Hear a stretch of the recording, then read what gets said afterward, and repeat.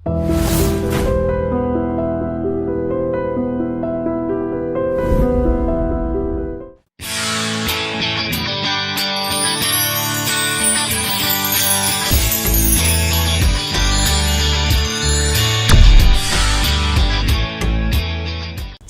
Me best friend I think Sai Dharam Tej, ఇంకా చాలామంది ఉండొచ్చు. మీరందరూ చాలామంది రెగ్యులర్గా పార్టీలు చేసుకుంటారు, గెట్ టుగెదర్స్ చేస్తుంటారు కదా.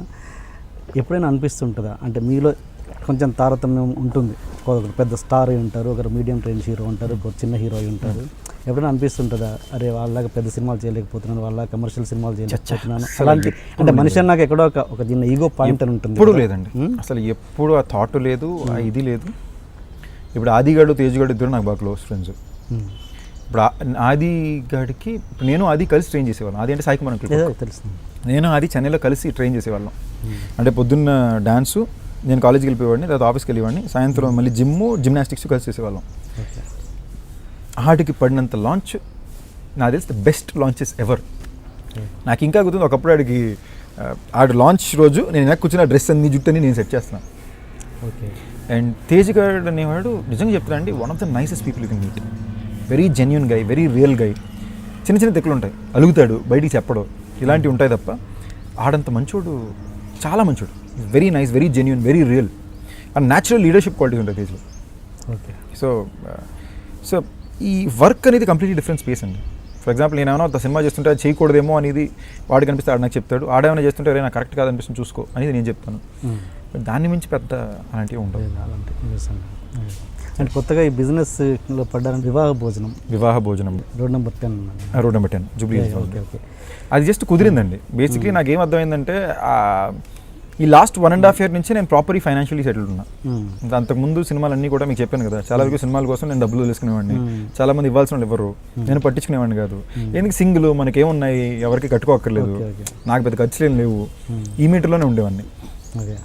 అలాంటిది నాకు ఫస్ట్ టైం అనిపించింది, లేదు కొంచెం ఫైనాన్షియలీ సేఫ్ అవ్వాలి.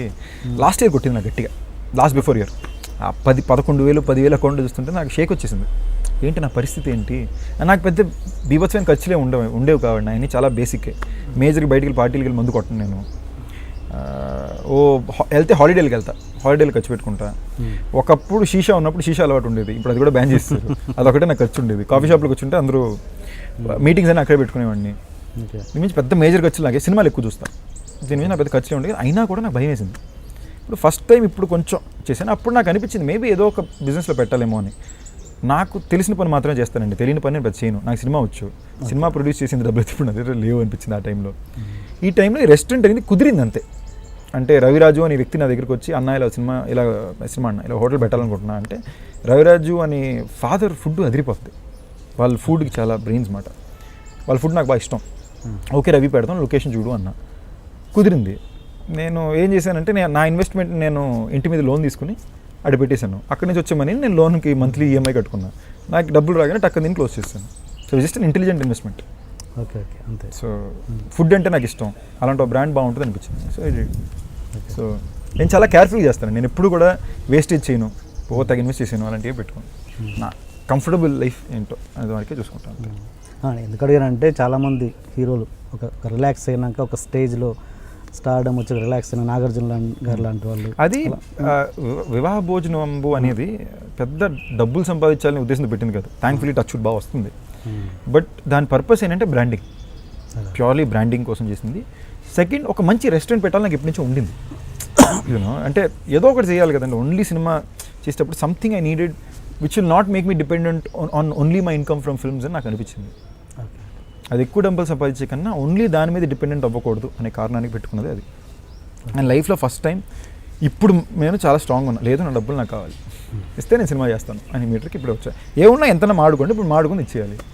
అది ఫస్ట్ టైం ఇప్పుడే లైఫ్లో కొంచెం ఉన్నాను. So yeah.